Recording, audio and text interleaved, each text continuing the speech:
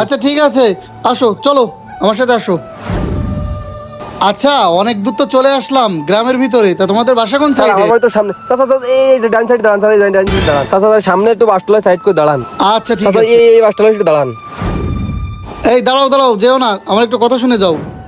ওই প্যাকেটটা কই? এই যে, এই নাও, এই বাজার সদাইটা তোমাকে দিলাম।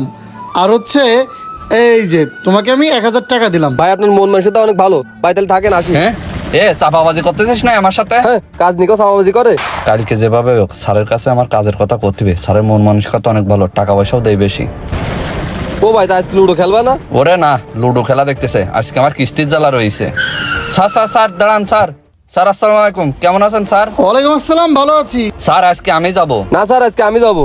তুই দৈনিক দৈনিক কি শুরু করেছিস? তুই যাবি মানে?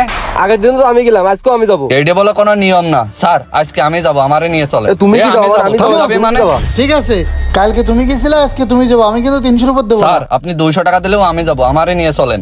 আচ্ছা ওটা তাইলে। স্যার আমি কাজের মজুরি 200 টাকাই হ্যাঁ নেব। ঠিক আছে, আসো আসো। যাক, স্যারের পকায় পকায় রাজি করে ফেলালাম। যাক, চাই তো কাজ মাস করা লাগবে না, পার ওপর পা তুলে শুধু বেতন নিয়ে আসবো। যাক, লাভে লাভ হয়ে যাবে। এই যে এখানে আসো, এই যে এই মিলটাতে কাজ করতে হবে। ও স্যার, এই সোয়া মিলে আমার কাজ করা লাগবে? আমি তো কোনোদিন সোয়া মিলে কাজ করিনি। তোমারে কি আমি সচিবালয়ে নিয়ে যাবো 200 টাকার জনতা? তুমি না করলে বলো, আমি ওরে নিয়ে আসি। মনে হয় কাজ কাম করানোর পরে টাকা দেবে না। না স্যার, আমি করতেছি, সমস্যা নেই। বাবা এ কি ওজন, ওরে বাবা রে, এ মাজায় কুলো এ।